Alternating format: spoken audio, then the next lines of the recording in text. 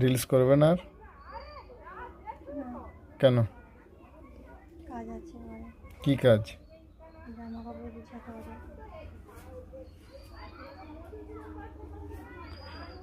চলো একটা রিলস করে নি। করবে না? মামা হচ্ছে, ওকে খাওয়াতে হবে। মাম্মাম তো ঘুমিয়ে আছে। উঠে পড়ছে।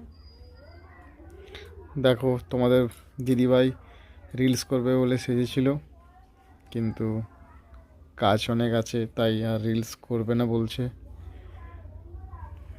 কি করবে বলো, এভাবেই তো চলে আমাদের।